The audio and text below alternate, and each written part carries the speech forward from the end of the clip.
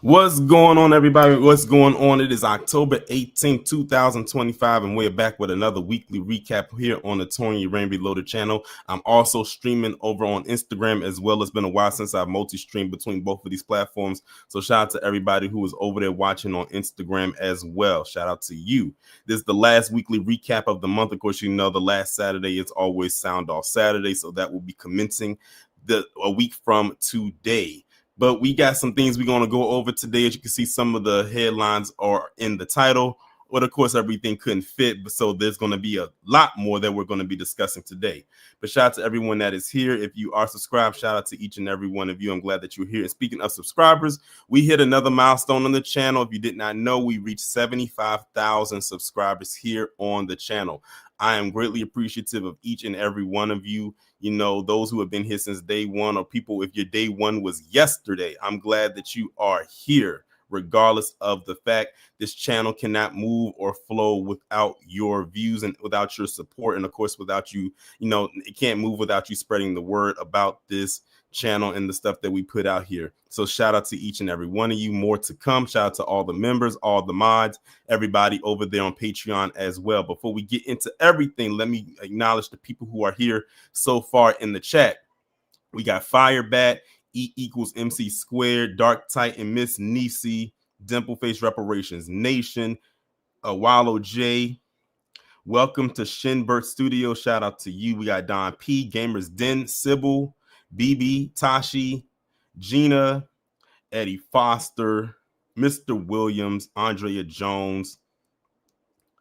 Who else do we have in here? Antoine Ball, shout out to you. And also shout out to those who are watching over there on Instagram as well. I hope all of you are having a good day so far. It feels like it's been so long since the last time I spoke to y'all in real time. It's probably because I don't do as many lives like that unless I feel compelled to do so. And of course, the weekly recap that happens regardless. But we got some things we're going to go over today. The first story we're going to go over, finally, we do actually have a good positive story we can start off with today to kick things off, because I feel like we have been without the last couple of weeks. So I have to give a huge shout out to Angel Reese and her becoming the first pro athlete to star in Victoria's Secret's fashion show. Some of you may or may not have seen the videos, but they have gone super viral on social media of her walking in the Victoria's Secret lingerie fashion show, and she looked amazing, to say the least. And she had everybody talking about her, whether good, bad, or otherwise. Of course, you know the haters gonna hate. They're gonna have something to say, but it is what it is. She looked good while doing her thing. Many suggest that Angel, after her basketball career, that she should take up a career in modeling, because you would never know that this woman that she was a basketball player with the way she was working that runway. Many would think that she was probably the second coming of Tyra Banks with the way that she was walking on that runway. So she did the damn thing. Shout out to her. She's made history, and I'm glad of the career that she has moving forward. She definitely seems like she has her business affairs in order post WNBA. So shout out to her. And in case y'all didn't see it, all you got to do is you can go online, just type in Angel Reese Victoria's Secret, and they have her whole runway look. I think she walked 2 or 3 times, if I'm not mistaken. This one right here is one of the looks that she had. Then of course, they always have them coming out wearing the angel wings. That's like a signature move for Victoria's Secret. So shout out to her. Reparations says, I ain't go that far. So Tyra got her beat by Miles. That being said, you said with some training she'll be good, and I suggest commercial print as well. I'm not saying she's going to be the next Tyra Banks. I'm not saying all of that. But like you said, with some time and with some grooming, with some training, who knows what the future holds for her, because she has the look. Like, she literally has the look to be a model. And I'm also subscribed to her podcast. She's a very good podcaster, by the way. If y'all never had a chance to check out her podcast, definitely check it out. It's really good. She knows how to host. I'll put it that way. So I wanted to start off with that one. And of course, that was the only bit of good news that I had this week. But unfortunately, we also have to share this as well. We lost a pioneer and a legend in the music industry, especially when it comes to neo soul. RIP to D'Angelo. When I found this out a couple of days ago, I was shocked. I was legit shocked that, about his passing, but even more shocked to know that he had pancreatic cancer. And if anyone knows, pancreatic cancer is probably one of the worst forms of cancer that anybody could receive. Because I remember my uncle, he was diagnosed with pancreatic cancer years ago. And the doctor told him he probably had about 6 months to live. And he didn't even make it past like 3 weeks.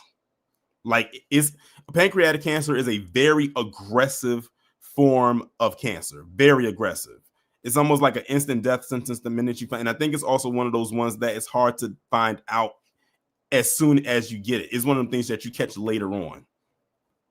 But definitely RIP to D'Angelo, and also RIP, with Angie Stone, because they were married. But I don't think they were married, but they were with each other at one point, and they also shared a son with each other. So imagine, you losing both your parents in the same year. And I believe that D'Angelo also had a daughter as well. So definitely condolences to their family and their loved ones. And like I said, the music industry definitely lost a pioneer in the music industry. I didn't even know they had a son until recently, and their son looks just like Angie. Like, literally, their son has Angie's whole face, and his daughter looks just like him. Now, the daughter is someone he had with another woman, not Angie Stone. But definitely RIP to D'Angelo. Now, I'm gonna bring to y'all an update about a story that I think all of us know too well, and it's involving Rodney Hinton Jr. So it says, man accused of murdering a deputy has been deemed mentally ill, and now he is ineligible for the death penalty. So let's see what they're talking about on here. And of course, it would have an ad on here. So let's see what they're talking about on here. Okay, so this is a whole nother story. That's a whole nother video, y'all. Let's just go ahead and read the article. It says a court-appointed psychologist examined the man accused of murdering a Hamilton County deputy and determined he suffers from a serious mental illness that impairs his rational judgment, an attorney says.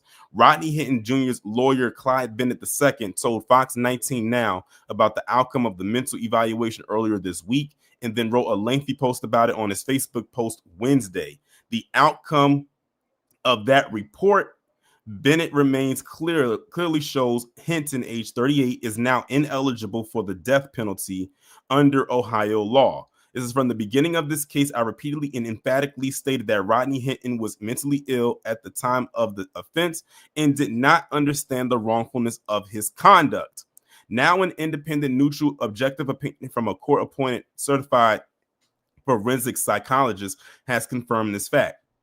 The doctor opined that Mr. Hinton had a combination of serious mental illnesses such as bipolar disorder and psychosis at the time he was committed the offense, and those serious mental illnesses significantly impaired his ability to exercise rational judgment. And I think the thing that caught people off guard is because when people think of the mental impairment or the mental illness, it's always associated and attached to a white person.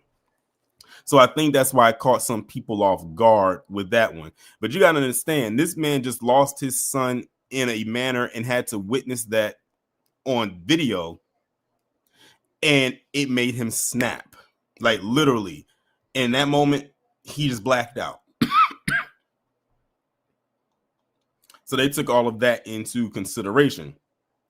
It goes on to say that, I don't even have to read the rest of that because that's old. So really the update just came in the first part of this article. The other part is just rehashing something that's been overturned.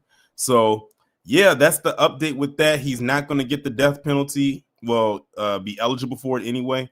So there's still going to be a trial, but they can't sentence him to death. Put it like that.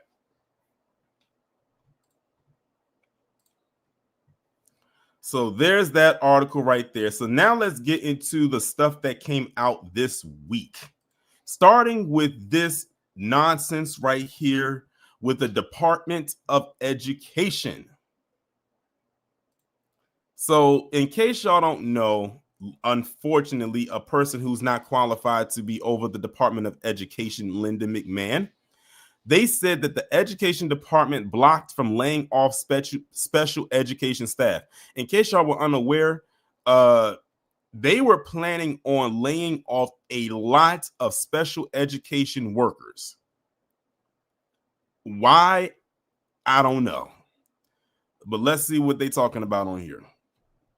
A federal judge temporarily halted a U.S. Department of Education plan to gut its special education office, but advocates say that the future of services for students with disabilities remains uncertain.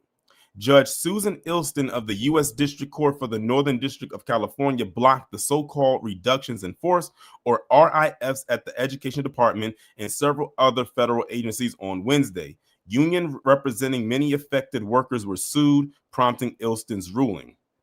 The move comes less than a week after the Education Department let approximately 466 employees go, following through on President Donald Trump's pledge to lay off federal workers amid the ongoing government shutdown.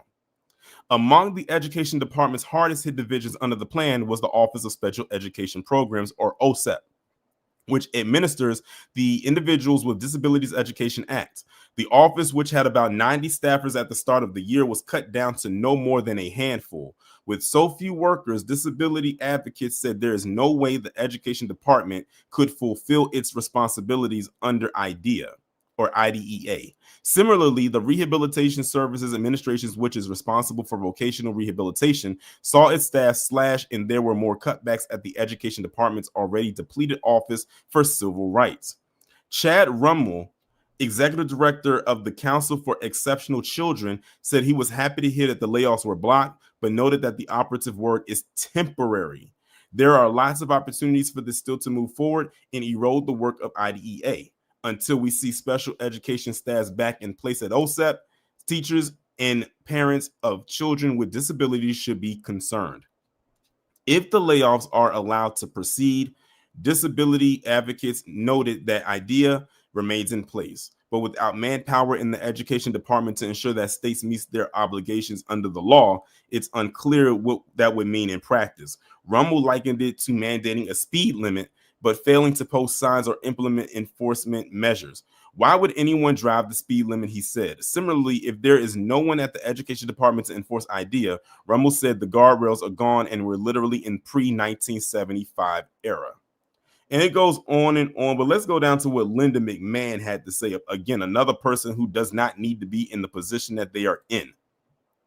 In her first comments about the layoffs, Secretary of Education Rinderknect said in a statement on social media Wednesday that the shutdown confirms that the Federal Department of Education is unnecessary and we should return education to the states. Y'all let me know in the chat. Do y'all think that's a good idea? Do y'all think that they should allow the education to be ran by the state, or should it still be under the guise of the federal government? The department has taken additional steps to better reach American students and families and root out the education bureaucracy that have burdened states and educators with unnecessary oversight. She said, no education funding is impacted by the RIF funding, including funding for special education.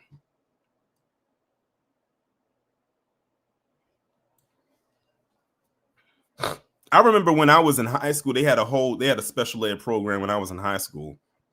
And they usually kept those kids in one classroom like all day. And of course, they had to have more teachers in that one room because one wasn't enough. But I remember that. And it's crazy because it's like I can remember the layout of my high school right now as I'm talking about it and where the location of that room was. It was like going towards the other end of the school near where a lot of the science classes were at.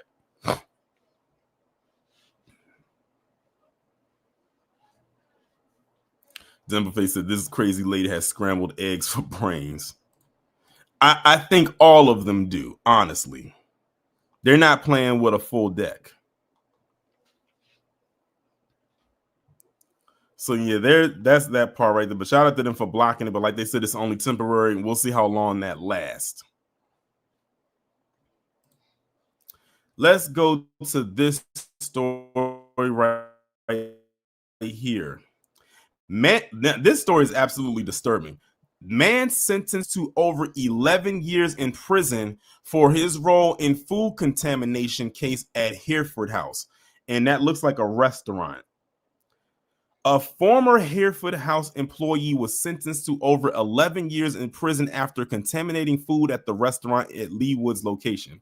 A Johnson judge sentenced Jace Christian Hansen to 136 months, which is the maximum sentence allowed by law.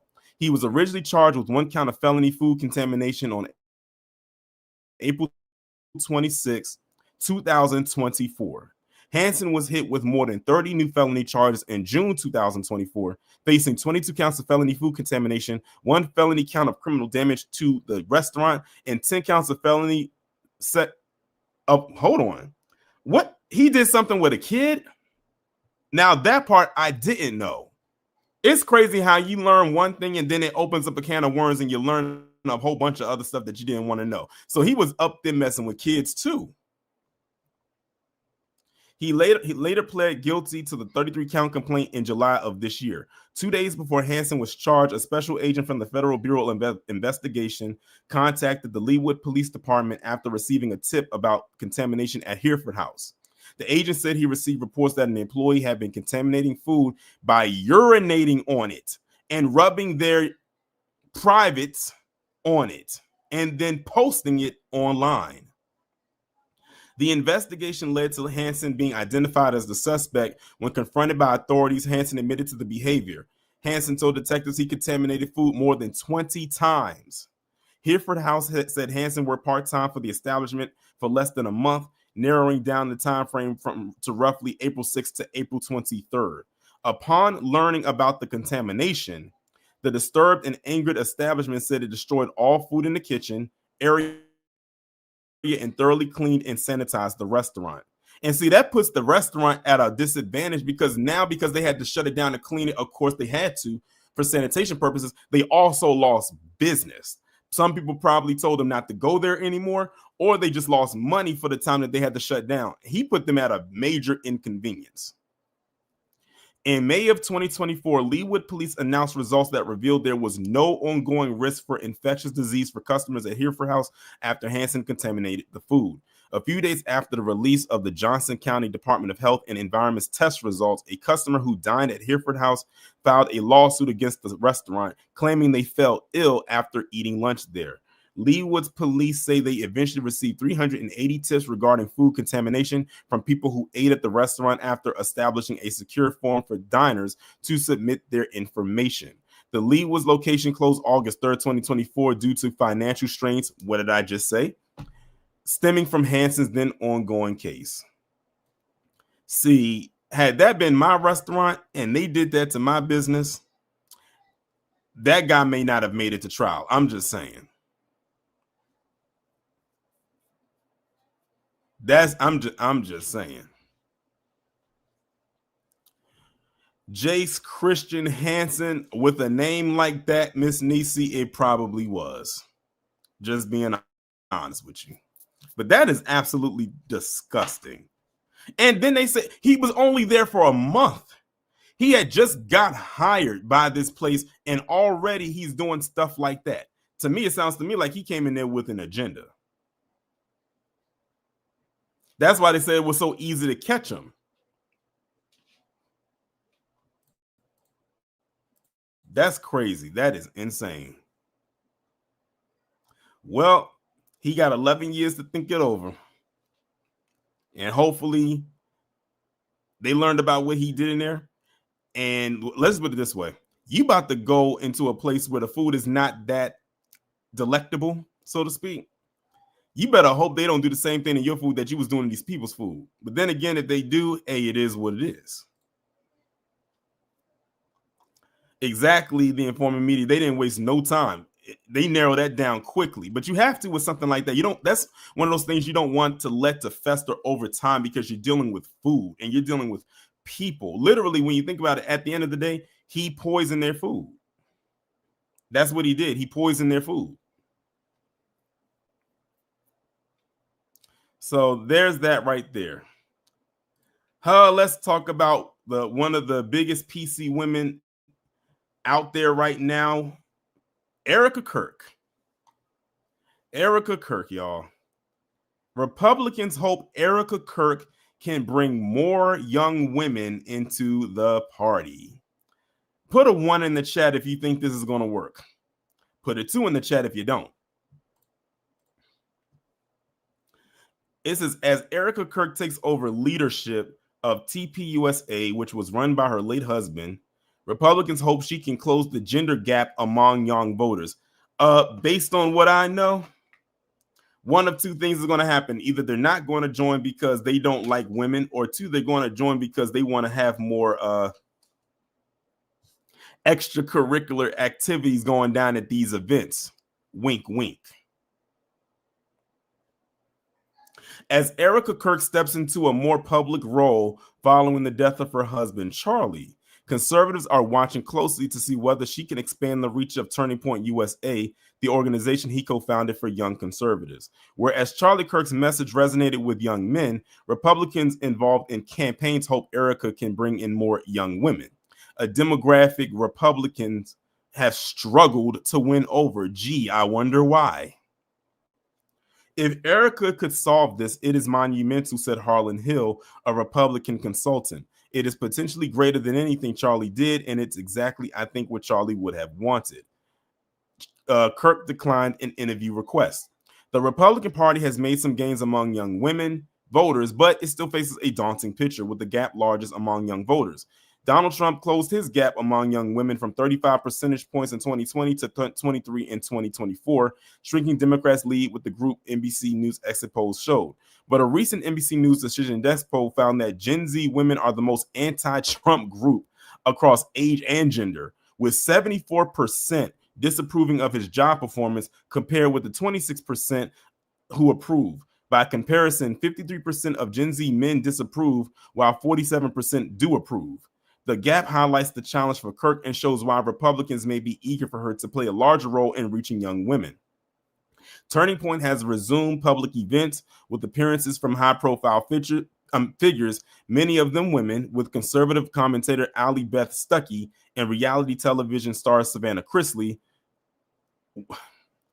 That family right there annoys me. The Chrisley family annoys the hell out of me. Among the speakers scheduled over the coming weeks and months, and speaking of another person, a woman that annoys me, Megyn Kelly and Alex Clark, a former morning show host in Indianapolis, who hosts the Gifted Apothecary, I guess that's how you pronounce it, podcast, recently hosted events. Alex Brewowitz, a Trump advisor and friend of the Kirk, said Erika herself is a gifted speaker and well-positioned to lead the organization through a period of uncertainty after the loss of her husband. I don't think anyone is better suited to run Turning Point than Erika, he said. Then why is everybody over there scrambling trying to run it then? I can't tell you how many people who have quote-unquote been hosting over there on the Charlie Kirk show set since he passed. I'm like, don't y'all got platforms of your own? Is that she was by Charlie's side as he took it from a small organization to a behemoth, and Erika played no small role. At Charlie Kirk's memorial service in Arizona last month, Kirk said she was united in purpose with her late husband and vowed that the organization would continue to grow under her leadership, promising more speaking events and thousands of new chapters nationwide, aka millions of dollars coming their way. His passion was my passion, and now his mission is my mission, she said. Everything that Turning Point USA built, Charlie's vision and hard work, we will make 10 times greater through the power of his memory. Kirk has offered clues about her own political stance, emphasizing forgiveness, framing much of her purpose through a spiritual lens. On an episode of The Charlie Kirk Show, her husband once teased that Erika was much more conservative than he was, and I actually saw that clip. So that's leading me to believe that she's the one that basically molded him into the person that we ended up to come to know and loathe for a few years. Not even close, he said, responding to a listener's question. I am moderate compared to Erika. Kirk also took credit for nudging her husband further rightward. I want y'all to, some of y'all may not have heard this. Andrew always jokes that when you got married to me, you got more based, she said, referring to Andrew Covet, a longtime friend and colleague of her husband, who was the executive producer of his show. Becoming a mother made Kirk even more conservative. Her husband suggested she agreed 100%, which I didn't think was possible, and a better wife. Kirk's embrace of motherhood, faith in marriage is intrinsic. The one time she joined the Charlie Kirk show after her husband's death, she styled her name with the prefix Mrs. Motherhood is a launch pad, not a limitation, she said this year. It's not a waste of your degree to raise children with wisdom, love, and truth. At a conference for young women, she called for a revival of biblical womanhood. I want y'all to understand here that Erika Kirk is not speaking to any of the women in this chat, whether y'all are in this chat on Instagram or on YouTube. Kirk's personal story and traditional views have already resonated with some women. Before she met Charlie in 2018, Kirk worked in a real estate, launched a faith-based clothing company, and appeared on Bravo's Summer House. She later wrote on Instagram that she turned down a full-time role on the show to focus on her legal studies as her family grew. She is a mother of 2 young children, ages 1 and 3. She hosted a podcast and took on speaking engagements. It's some things missing from this paragraph. I'm not going to go into it, but if you know, you know. Jalen Petticord, age 25, attended Charlie Kirk's memorial service in Arizona with her young family. Traveling from the Phoenix area, she told NBC News that she identified with Erika when she heard Charlie Kirk describe his wife as the more conservative of the two. It says, I hope Erika is going to use her platform to help younger girls to be more bold in their viewpoints as a conservative, she said at the service as she nursed her 7-month-old daughter. It says Charlie spoke to young men, but Erika will bring the honey. We're going to do this event because I want to, January said, holding her son, her 7-month-old son. And it's a whole bunch more. I'm not reading the rest of it. If y'all want to read it, go right on ahead. I'm gonna post the link right there in the chat. Like I said, y'all, this is not for y'all. To the women in this chat, this is not geared towards you. I see the writing on the wall for what this is from a mile away. They need the numbers and they need the money. Well, they know the numbers is going to bring the money. I'll put it like that.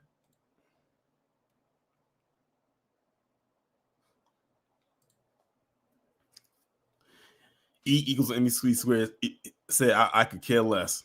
You know what's funny? Ever since I've been watching people do commentaries on Stevie Knight, I can't get that I could care less out of my head, unfortunately. D'Artagnan says she will teach on how to be groomed by older men and be a handler.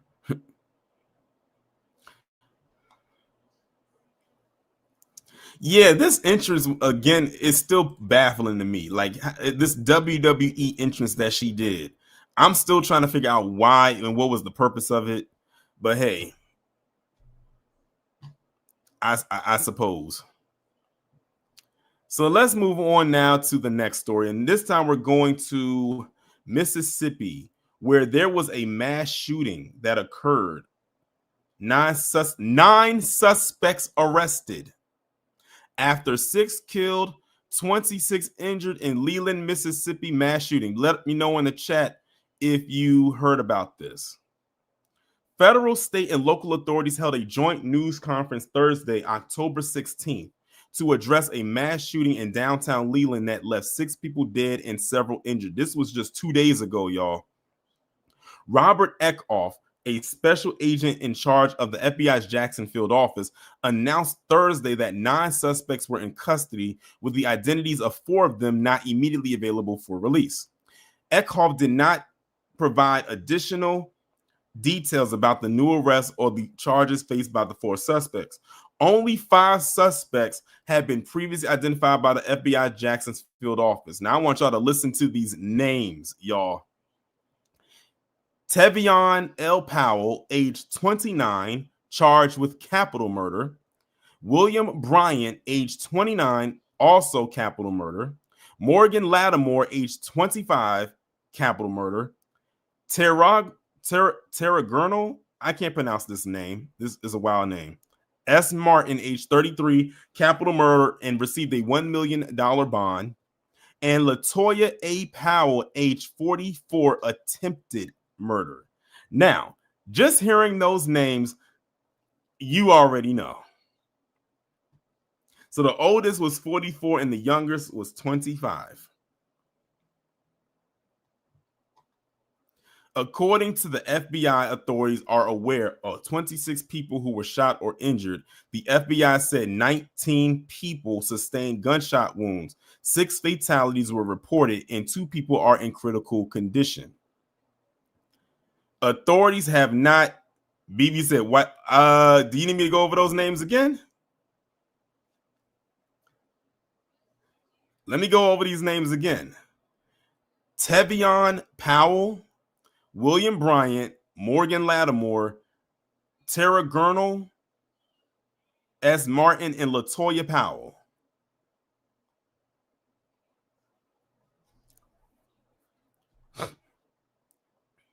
And by the way, Wallow, these are 5 suspects that they caught. There were 9 in total. So they're still looking for 4 of them. Authorities have not disclosed a possible motive for Friday night's shooting in Leland, but the FBI said the gunfire appears to have been sparked by a disagreement among several individuals. So they just fired off on each other and then ended up catching casualties. The FBI's Jackson Field office has shared photos of suspects wanted for questioning in the shooting, urging the public to provide information. We believe there are people who have valuable information who have not yet spoken. And the Mississippi Department of Public Safety Commissioner Sean Tyndall also appeared at the briefing, stating there is much more that needs to be looked into and many more questions that need to be answered. So this right here, it says mass shooting in Leland, Mississippi, unknown suspects, October 11, 2025. And these are the 4 right here. Tyndall stated law enforcement is working tirelessly to find those responsible. He also stated that Governor Tate Reeves is 100% committed to preventing similar tragedies in the future. It says we can do better, we must do better, and we will do better. And for those that choose not to, I want you to know that law enforcement will work tirelessly to hold you accountable, to find you a cell that you can spend the rest of your life in until that day that you meet your maker.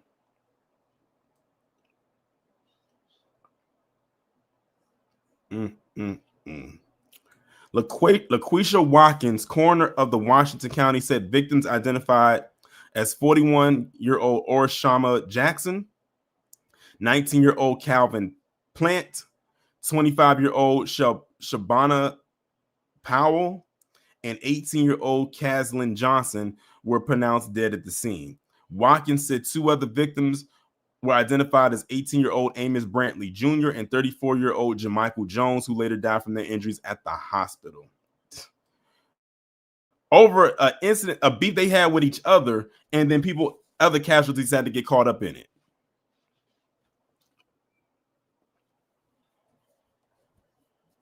That's crazy. I hope they throw a book at every last one of them. And this, look at that. All of them were charged with capital murder. So you know what that means.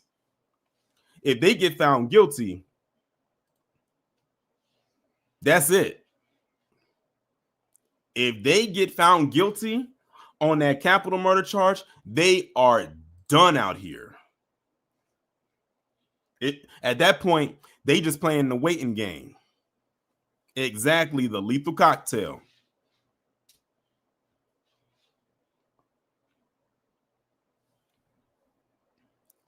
I don't feel bad for either one of them. Completely honest. Hey, like they say, what is it they say? Play stupid games, win stupid prizes. There you go.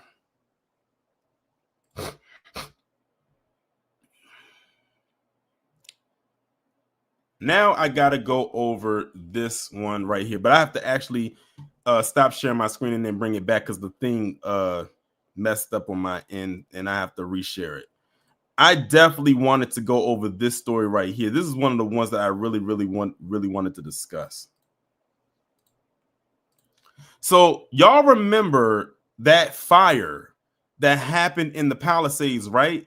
The one that huge fire that occurred out there back in January of this year that destroyed so many homes, displaced so many people. A lot of people lost their lives. There was hundreds of millions of dollars in damages. Well, it turns out this wasn't a stroke of nature that caused this fire. This fire actually, it turned out to be started by one individual, and they have caught the person who did it. So let me go ahead and play this news clip. More breaking news. The man accused of starting the deadly Palisades fire has been indicted by a federal grand jury. He's now being charged with 2 additional felonies after investigators say that he started the fire maliciously. And our Marco Robles is here now with new details on the charges and what lies ahead in this case. David, Giovanna, good evening. Federal prosecutors certainly building their case against Jonathan Rinderknect. Before today, he was facing 20 years behind bars if convicted, but now 2 additional felonies have been tacked onto his case, more than doubling his potential time behind bars to 45 years. Also known as John Rinder, the 29-year-old is charged with starting the fire that eventually became the Palisades fire. Despite being put out by firefighters, prosecutors allege the fire that he started on January 1st of this year continued to smolder and burn underground within the root structure and was reignited January 7th amid those really heavy winds. It became one of the most destructive wildfires in LA history. A federal grand jury charging the former Palisades resident today in the 3-count indictment. It includes 1 count of destruction of property by means of fire, 1 count of arson affecting property, and 1 count of timber set afire. He has been in custody since last week, since he was arrested. We brought you that news. I mentioned if convicted on all charges, Rinder faces a max sentence of 45 years in federal prison. He would face a mandatory minimum of 5 years. His next court appearance going to be his arraignment, which is expected to happen in the coming weeks. So y'all see that right there? That's the whole clip right there. So that's the man who started that fire out there that caused all of that damage. One guy. And I think I heard somewhere that it cost about around $150 million in damages. That is a lot of money. That is hundreds of millions of dollars that he caused in damages for that, and for the whole state of California. Can you imagine the city in which this happened at? Like I said, so many people got displaced. They lost their homes, things they'll never get back. People lost their lives thinking that, because California is known for having wildfires because it's dry out there. Not thinking that this one dude started it, and they said maliciously, and he intended to do this. He wanted to cause chaos. It's a reason why on the FBI crime stats under arson, why people like him help to lead in that category by a huge margin.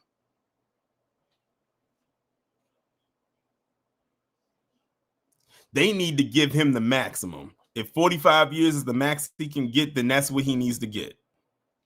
But at the end of the day, all those years that he's going to get behind bars, that's not going to undo the damage that he did. And that's a lot of damage. And I think Scoop is in the chat. Scoop is out there in California, so he knows all too well about what happened. And I don't know if I have anybody else in the chat that's out there in Cali as well. But I can't imagine the chaos that y'all had to endure for all that time and still dealing with.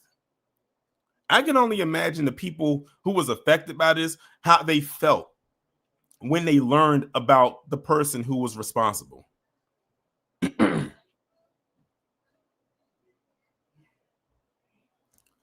Rogamora said, now those who have lost have to live with that weight. Exactly, because of what he did. As of right now, they say he's the only person responsible. They haven't said that there's anyone else that's involved. Right now, he's the only person that's responsible. It's crazy that one person caused all of that. Because I remember that stayed in the news for at least half, probably the entire month. It was in the news for the whole month of January. You could not escape it. You had a lot of people donating, food, clothes, shelters, all of that. And he's the one person responsible for it all. I bet them people, they found out about him, they probably in my opinion, they'd have every right to do so. They want to go put hands on this dude.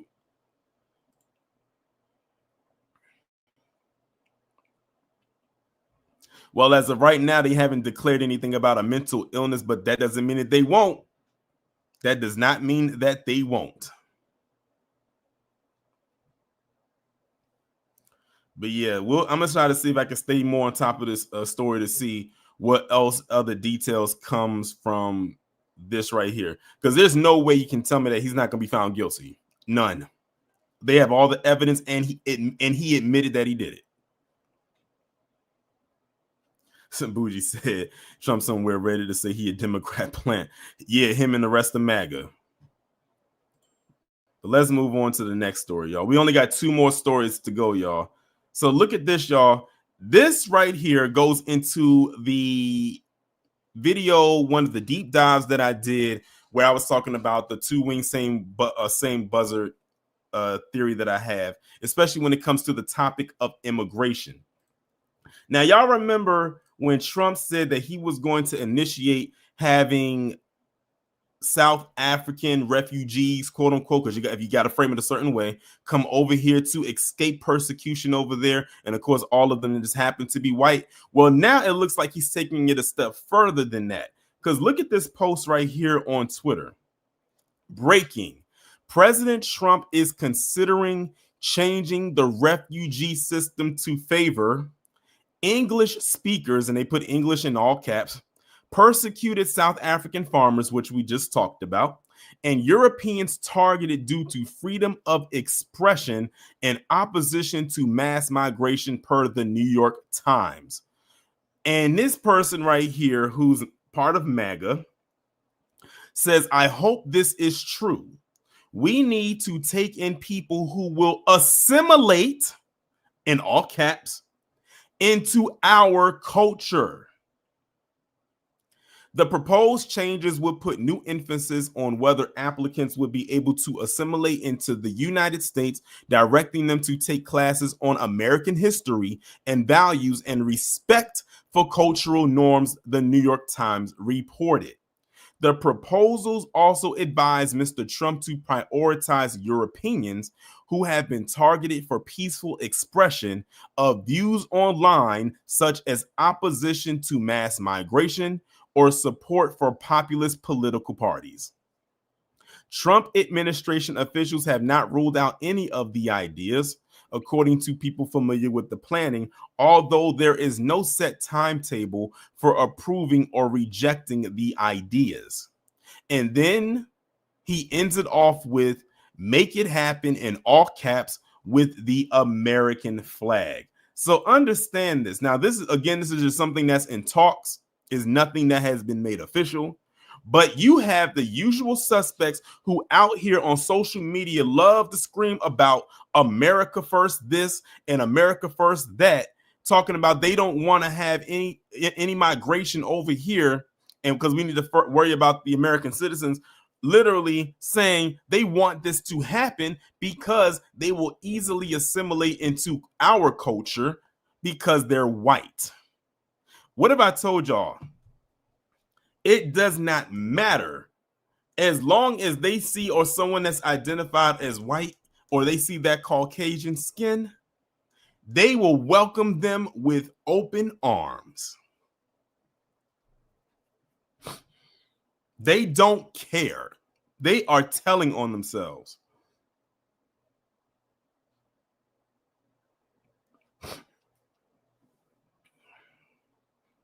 I was trying to see if I could find some comments as well. Someone says this is what needs to happen. A person over there says packing our bags right now. Someone said it's about time we add some English subtitles to the melting pot. Excuse me. I see nothing wrong with this. Someone says that this is needed. And it goes on and on. Someone says this is the best president. So I want y'all to understand this. They claim to be so-called American first, but they're really not. They're really not.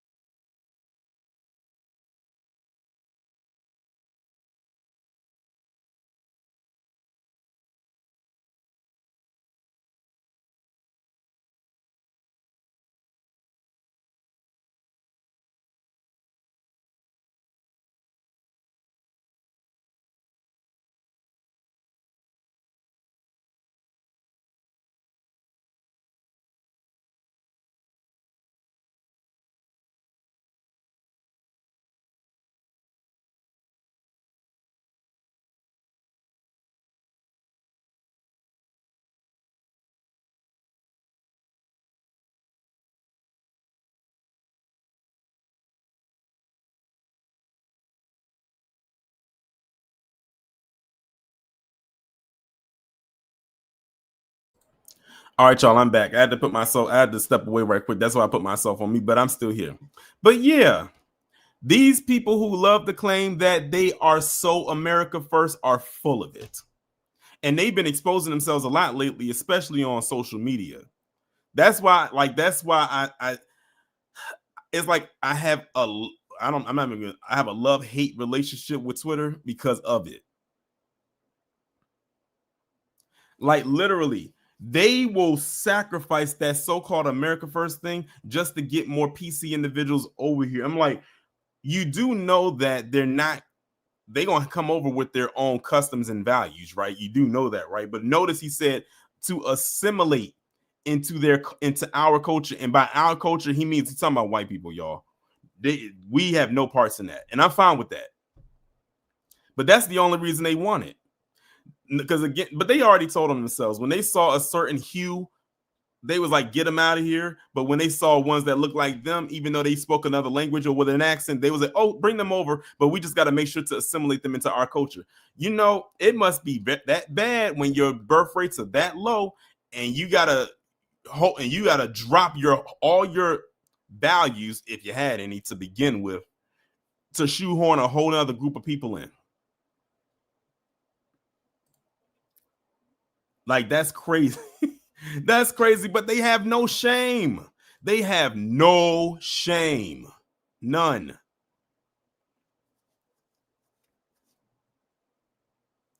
We got one more story, y'all, and this one is very, very recent. Who remembers George Santos? There's my one. Who remembers George Santos? George Santos. If he was PC, this would be the perfect Operation Protect the White Boy. Trump commutes prison sentence of ex-GOP representative George Santos. I remember when I first started talking about him a couple years ago, what a time that was. I can't remember how many videos I did about him in a week, because it's like every day something new was coming out about him.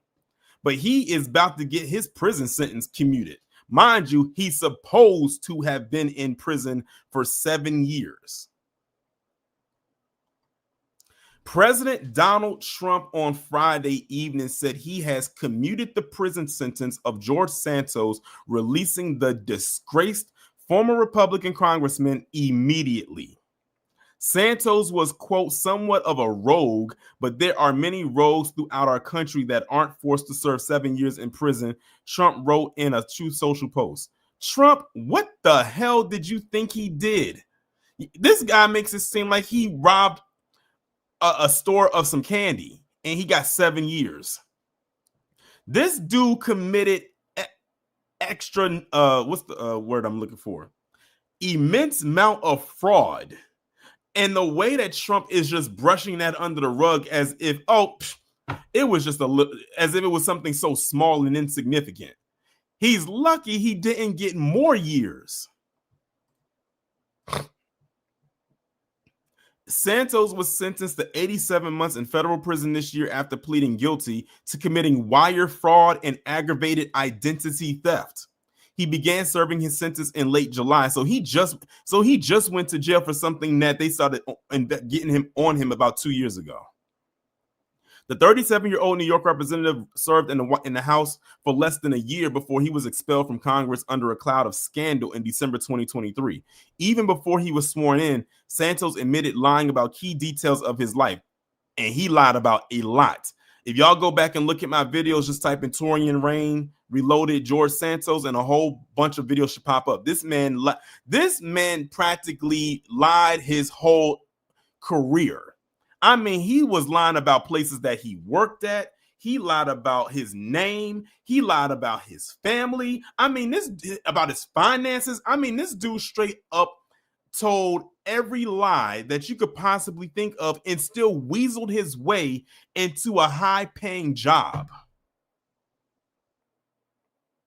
Exactly, BB. He was a pathological and habitual liar. Like, every word that came out of his mouth was non-factual. They said while in Congress, he was charged by the Department of Justice with an array of federal crimes, including fraud, theft, money laundering, and making false statements.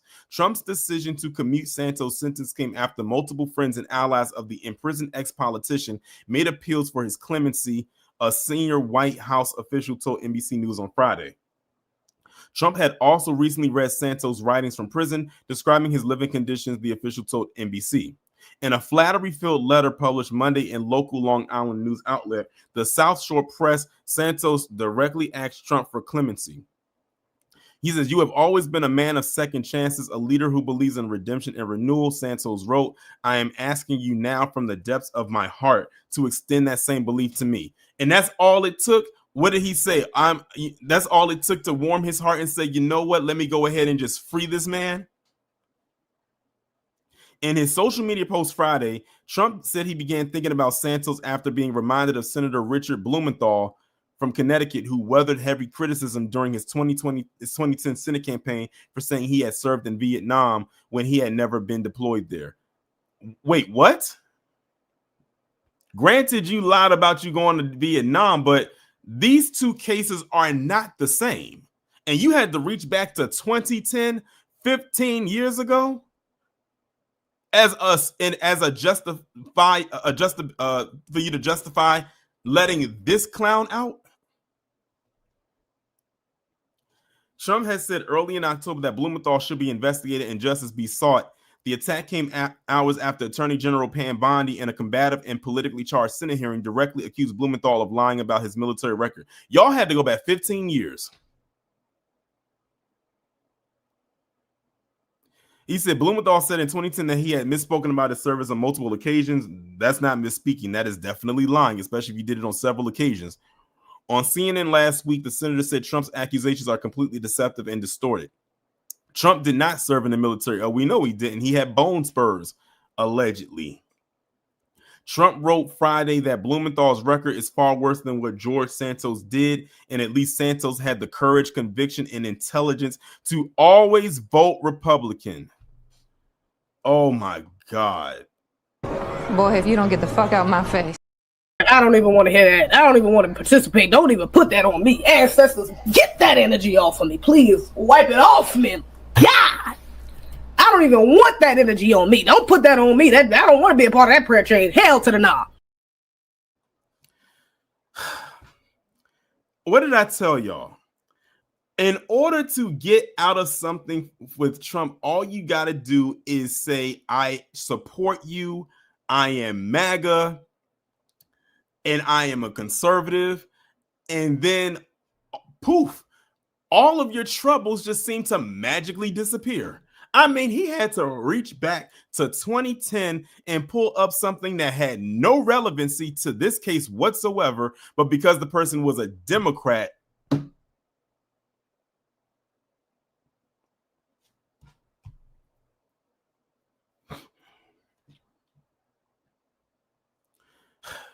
it goes on to say, George has been in solitary confinement for long stretches of time by all accounts and has been horribly mistreated.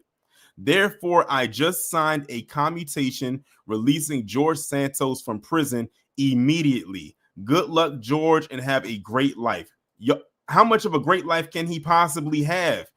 Like, what job is he going to get? It's not like people don't know what he did. He released somebody out of jail for committing very heavy federal crimes that they were found guilty of on everything, by the way. Meanwhile, how many black people, especially black men, have been serving football numbers in jail, and then years later they come back and say, oh, by the by, you're innocent. Here's a little trinket for you and send you on your way. Next case. And shout out to Miss Nisi for being a member for 20 months. She said the shit show on steroids. Precisely. Wow.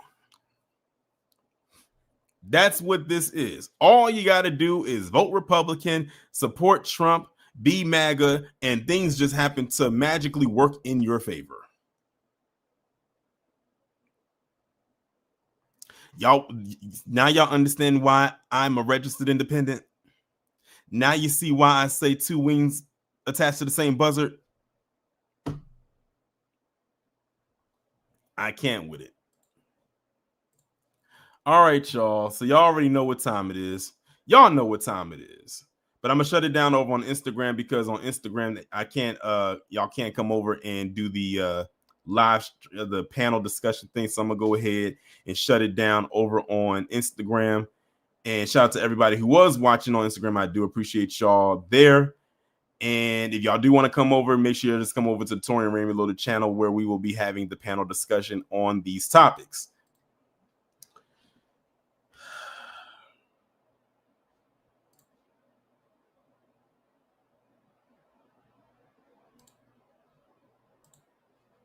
All right, y'all. Let me go ahead and drop the link in the chat so y'all can come on up. And again, if you haven't liked the stream, make sure y'all do that.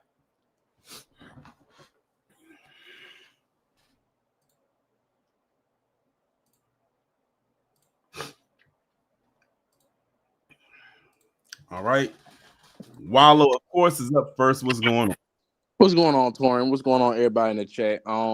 Excuse me. First, I do want to send my condolences to D'Angelo. You know, the neo soul music industry will highly miss him. So, my first topic I wanted to discuss is the whole immigrant thing. They like where we are. If you don't know history, we all should know that immigration was meant for only white people back in the 20s, 40s, stuff like that, 1940s, stuff like that. That's how they always wanted immigration to be. They never wanted immigration to be with the South Borderians, the Asians, the Caribbeans, Africans, et cetera, et cetera. They only wanted white folks over here. So with them saying, oh, let's make this happen with the South Africans, even though only like, 25 of them came the first time, and one of them ended up unaliving his wife in like 2 weeks. Like, that didn't make everything look good, but they just want their numbers up, like people were saying in the chat. They just want their numbers up. Like, that's just all that is, because their women ain't reproducing them. The man ain't reproducing them because they out there messing around with other different races. So for them to try to get other people to come over here, why would they want to come over here when they got free healthcare in some of their own other countries? Exactly. And other good stuff that we don't have over here because of their racism. So why would they even attempt to come over here? That I don't know. I don't think like Ms. Nixie said, common sense ain't common. It just ain't common. And the other topic I want to talk about is Miss Church, Miss Erika Church. They're gonna use that woman bad. They're gonna use whatever. Well, she ain't got that much worth anyway. So they're gonna use her for the midterms. We're gonna see her during the midterms when they do that little what is that midterms on? Ain't they do? Because I know they said Trump and them talking about doing like a convention for the midterms next year, like they do with the presidential. So they're gonna use her to kind of galvanize the women and the older women to try to vote and keep Charlie's legacy alive. It's gonna die. It's all well. Kirk's legacy is already dead. No disrespect, but it's gonna officially die. Like Kid KG tells us. November 3rd, MAGA dies because the shit that these motherfuckers out here doing, they doing too much. And people are already getting tired of it. So for you to sit up there and act like you're going to be the next big thing, she's not. She's just a placeholder for whoever else they can get. Because like you said, they've been having so many people on his show. It's ridiculous. I don't know how many people they've had on this show. Because didn't they have JD Vance to their Torian? I think so. Yeah, he was up there for whatever fucking reason. Why the hell do you want a podcast for? You supposed to be helping run the country. He's too busy saying that the young Republicans in the chat were children. And they like, what, 24, 25 years old? I ain't know 24 some of them are closer to 30. They ain't look 30 neither. Look like about damn 50 something. God. I don't know, man. These folks don't got a brain. You know what? Let me drop down. I'm gonna go get me something to eat, and y'all be one. I have a great day. Shout out to Wallow. Next up, we got Cosmo. What's going on? Hey, what's going on? I'm gonna try to keep it as brief as possible because I'm covering the Devils game. Anyway, this whole situation with you were speaking of Kirk earlier, Miss Kirk or whatever, Miss Devil. And let me tell you something. Speaking of her late husband, I'm sick. I'm so sick of so many people telling me out of context. If I hear out of context one more goddamn time, I'm gonna lose my damn mind. Stop with the out of context. Even bootlicks, people I used to work with, used to work out with, also have turned out to show themselves as being bootlicks, saying he never said anything racist. I'm like, what? Are you kidding me? Are you serious? You can't. I don't know. And then the last thing too, also I wanted to talk about. I don't know if you know who Random University is. I do. You ever heard of him? I do. Look at his recent video on Stevie Knight when Stevie Knight got wind of that whole thing that JD Vance was trying to sweep under the rug. I actually watched it earlier today. Yes, that's what I'm talking about. And I just love seeing Stevie Knight just be exposed for the idiot he is. That's why, honestly, that's why I haven't done like any like more like lives about Stevie Knight, because of people like him or Watts TV or Jew Almighty, because those three right there, they constantly they have been going in on Stevie Knight for like the last couple of weeks, and it's not because they want to, it's because the content is there, and Stevie Knight has literally like embarrassed himself for like the last month now, and that's why I don't do it, and that's why I don't do it, because it's like I've already seen what they've had to say, and it's like, do I want to subject myself to that for a fourth time? He's like, hey, you heard of it? It's not all people. I'm saying it's not all of them. I'm like, but the way when it's about us, you make it sound like it is. You kind of make it. And don't forget, I can care less. I could care less. I could care less. That I'm like, you're not smart enough. How could you be 49 years old and this dumb? You blink so much, and I'll be blinking. You like your brain is constantly lagging behind, like you an old graphics card. Like you can't catch up. I can't believe that, man. But you know what? I'm gonna go and I'm gonna land my plane here. Let me get back to covering this event. I appreciate you. Shout out to Cosmo, and also too, if y'all weren't around when I did my live breaking down Stevie Knight's so-called review of Sinners, that's when I knew he was a lost cause right there. So, you know, for people who are now just getting the memo of how he is, just go back and look at that if you can stomach it. Mr. Williams, what's going on? Okay, I was just about to ask who's Stevie Knight, but since you said Sinners, I'm like, oh, okay. Yeah. That dude. And I think somebody did a recap of that too.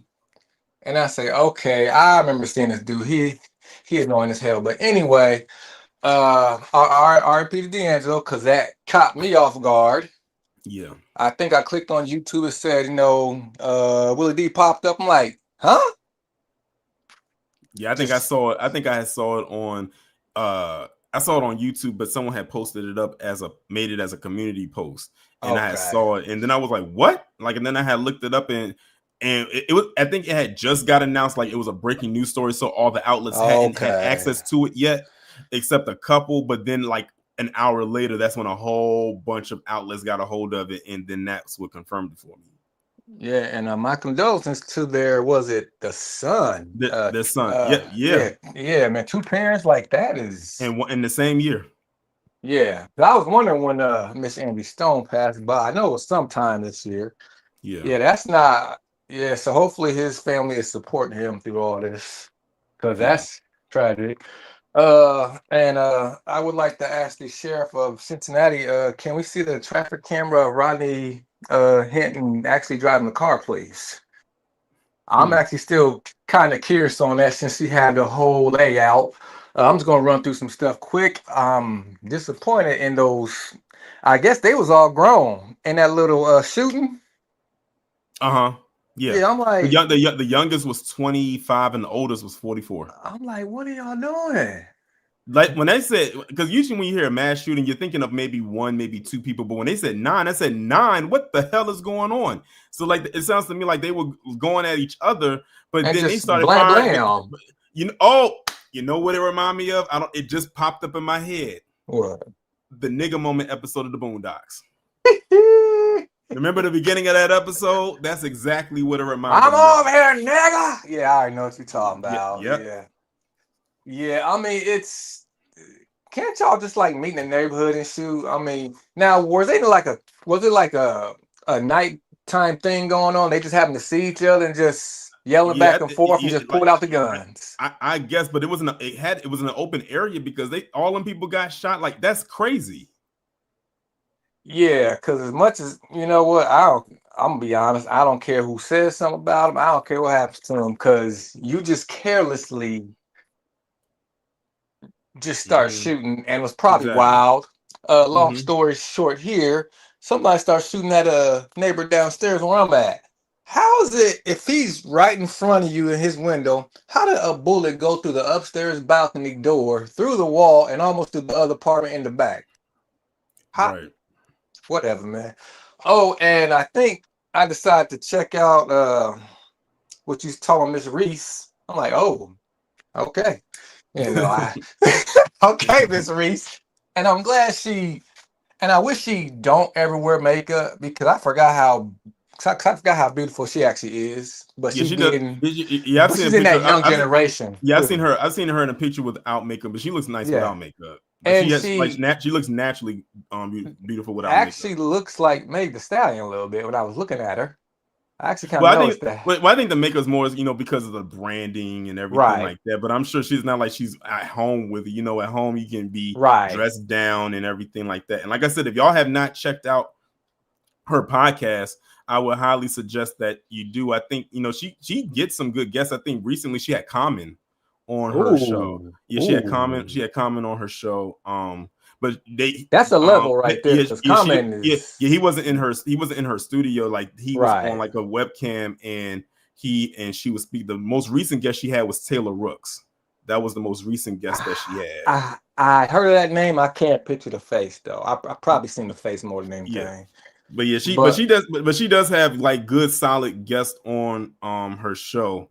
My favorite episode that she did was the one that she had at the end of her first season, which was when she had her mother on. Damn, that so episode, another season? Okay. Yeah, this is her second season. Good. Because she has to do a season because when she's playing, she can't do the podcast. So she can only do the podcast off season.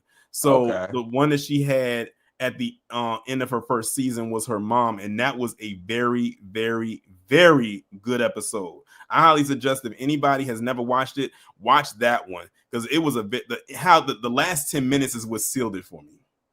Okay, well, I think I put in the chat. It's always good to have a backup plan. Yeah. Oh yeah. Shout out to BB. She just put the link to her podcast in the chat. It's called Unapologetically Angel. That's the name of it. Okay. And I just want to give you a quick update. The trial of Sonia Massey starts Monday. It's going to be. Thanks for telling me, because I didn't know. I just happened to type it in when you spoke of Rodney Henry. I'm like, oh man, let me go back because I can't keep up with it. And I told you that they moved it to Peoria, Illinois, because they said that he ain't gonna get a fair trial in Springfield. Okay. And I think they're trying to do what they normally do when they do that. The problem is, if they somehow have an all-white jury, that's gonna be questioned because Peoria got a lot of black people, and it's very small with a lot of black people. So I'll give you more updates. I'll be sure to let you know. All right, appreciate you. All right then. All right, bye. All right, shout out to Mr. Williams for coming up. Next up, we got Church. What's going on? How you doing, Torian? Good Saturday to you. Same to you. Thank you.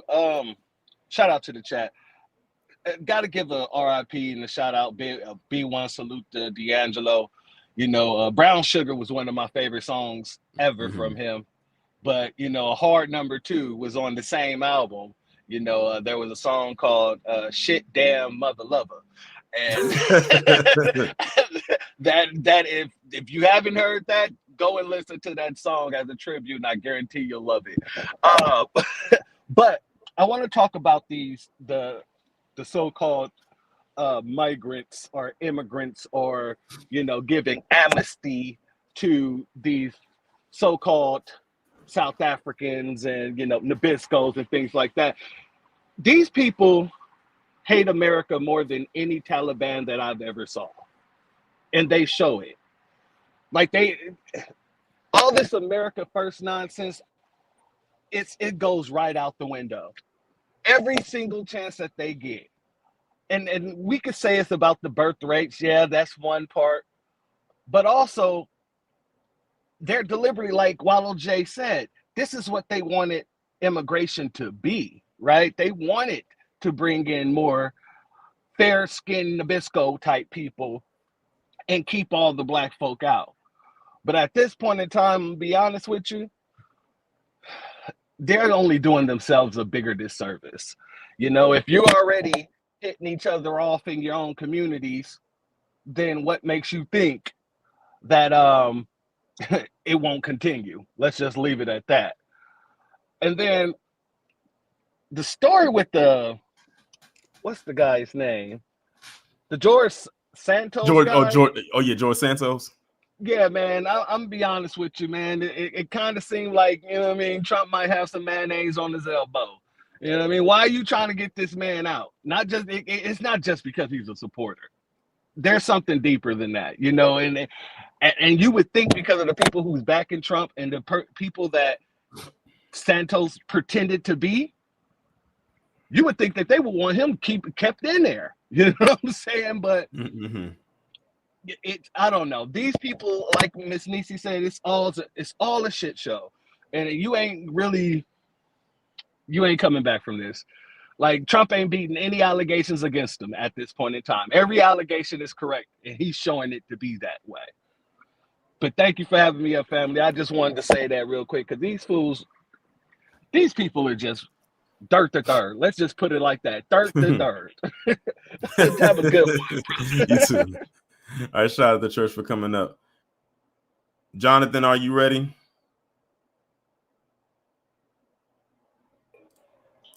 What's going on? Come on, man. Oh, I'm on phone. Hey, how you doing? I'm doing good. I'm fine. Yeah, I just got off work, so I'm just relaxing for a bit before I go to the gym. So based off of you and Cosmo Fury's conversation, I'm assuming that y'all saw the Angel Reese on Victoria's Secret runway. And I watched the whole hour of it. Just watching her walk the runway twice was just enough to convince me that this girl got modeling in her career as well, just as basketball. I can't tell you how blessed she was, how blessed she's been all these years. Like, cause you know she was a ambassador for Juicy Couture. She just got signed. She just signed with that as an ambassador. Now, like a day or two later, she gets invited by Victoria's Secret to walk that runway. Mind you, this is all these blessings before she turned 24, not even 25 yet. You know, her doing this early in her career is extremely blessing, and you know what I'm saying. She deserves all this for everything she does. And her podcast, you know, helping her mom out, that put almost had tears come out my eyes. You know. Yeah, that was like I said. That's why I said that. I think that one was my favorite episode. Like, I listened to the whole hour, like straight through, like no distraction or anything like that. And I remember they said, like, stay tuned, because I think it was her mom's birthday, and she just basically said stay tuned to the end. And like that's what kept me locked in, because I was wondering what she was gonna do, and she did something that I was not expecting her to do. And I think when you have a child that gets to that level of success, you probably maybe some part expect it, but then you don't want to expect it. You just want it to naturally just happen. And when she did that, like I said, that's very interesting. And because her mom is one of her biggest supporters. Like, when Ranger was dealing with those trolls, her mom was right there in the trenches with her. No, as a matter of fact, no, I'll take that back. She was basically telling her daughter to just focus on what you got going on and let me and your attorneys and your team handle it. Because I seen some posts that her mother was making, and she was going toe to toe with some of them trolls like it was nothing. I said, y'all had to remember, they are from Baltimore. Baltimore is nothing to be played with, especially if you black and from Baltimore. I'm gonna just leave it at that. Man, let me tell you something, man. I couldn't be Angel's father, and because if I was, all them trolls, trust me, they wouldn't afford to even have social media anymore. You probably wouldn't hear from them. You know, you coming at my little girl over that same incident. all the good things she's doing, you're just gonna erase all that and just still down her, tear her down because of the championship game that she did to Caitlyn. Man, if I knew you know, white folks were this fragile, I probably wouldn't even talk to them, bro. Because I couldn't deal with people like that. Like, come on, bro. All she did was this. She didn't punch her. She didn't kick her. She didn't do nothing. When she won the championship, it was just a little retaliation from what she did to her friend. It's like the problem is they hate when we beat them and we get revenge for what they do to our own, and they can't stand it. They hate us for doing that. And then what they try to do, they try to become fans of other black WNBA players, even if they're a fan of Caitlin Clark's. They try to befriend, kind of like be be a fan of the other black NBA WNBA players to pit against Angel, like Rakia Jackson. You know what I'm saying? What's the? It was some Rakia Jackson, uh, Asia Wilson, all those Melissa Smith, basically all these black players that they're trying to use against Angel Reese.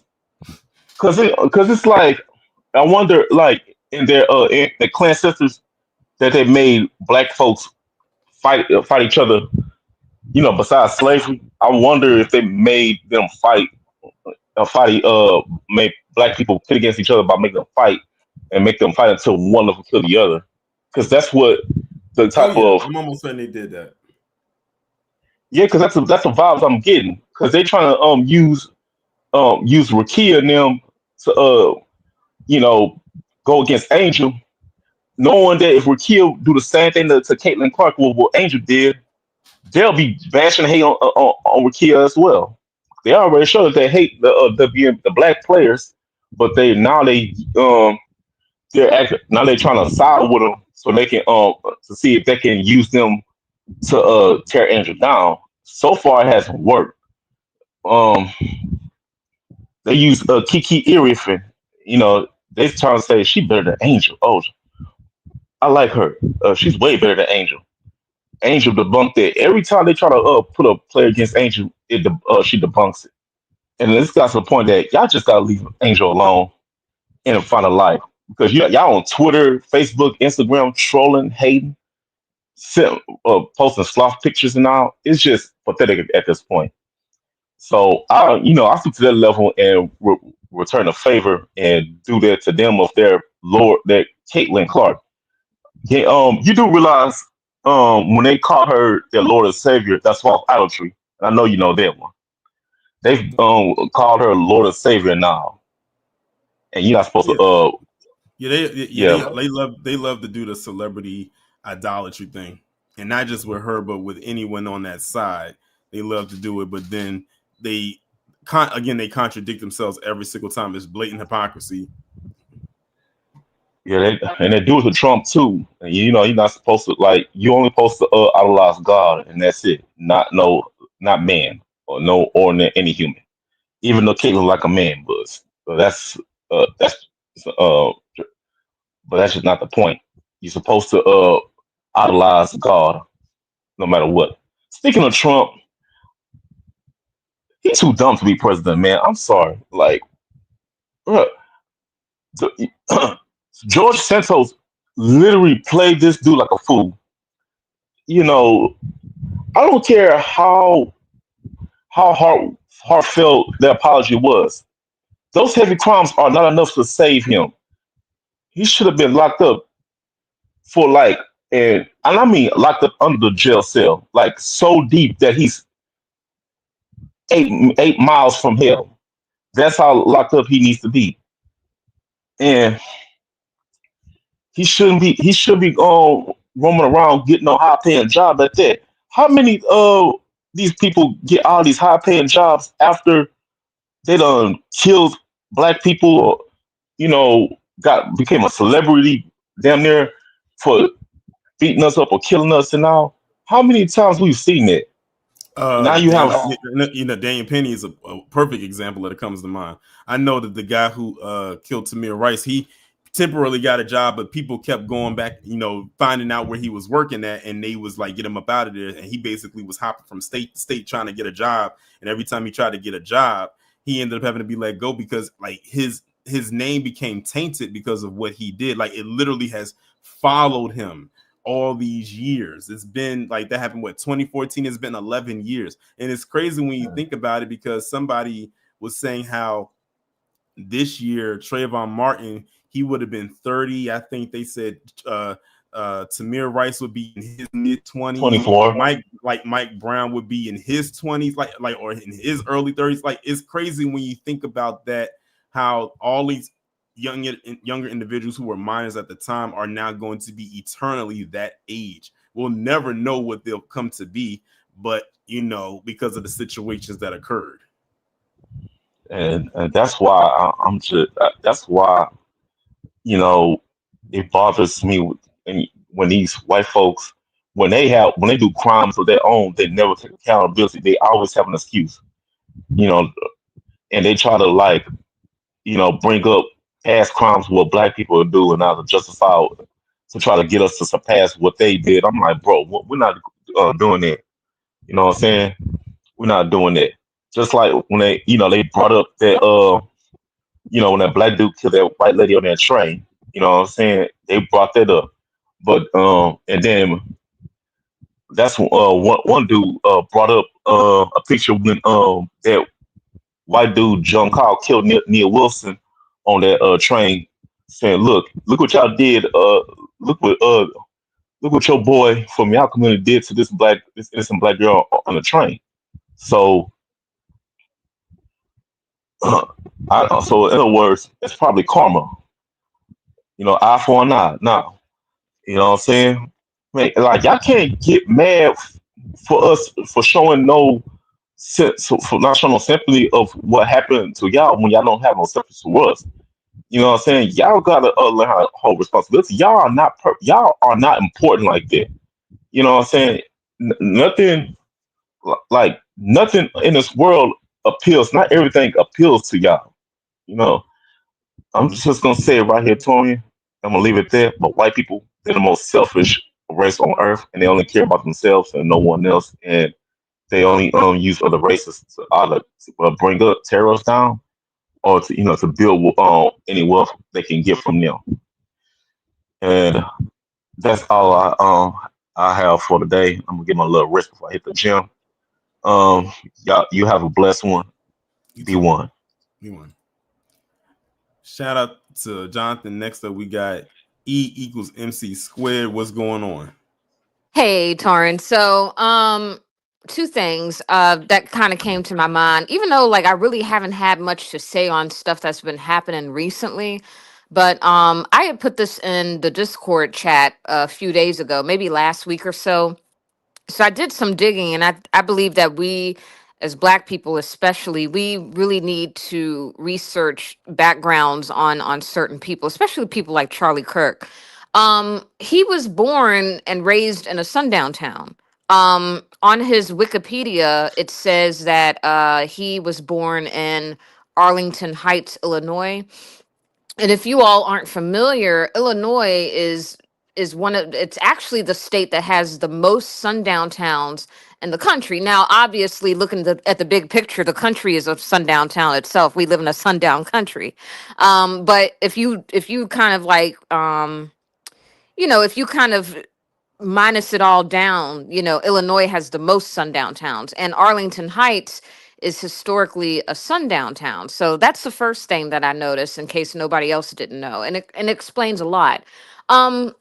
Second thing I noticed, when just looking at everything that's been happening, everything that's been going on, and especially in my personal life as well, a lot of people that I either went to school with, like somebody said earlier, a lot of people that I went to school with, whether it be high school, middle school, college, they come off as though, they hate Trump, they hate racism, blah, blah, blah, blah, blah, this, that, and the third.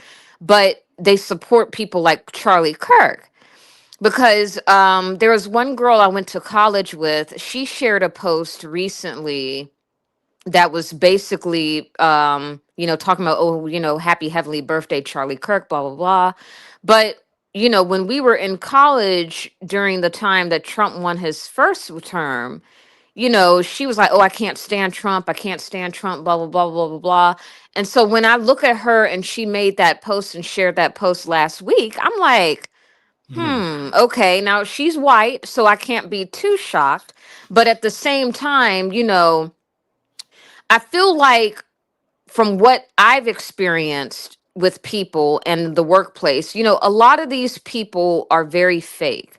A lot of them polish themselves up and they think that saying, oh, racism is bad automatically makes them look good in our eyes.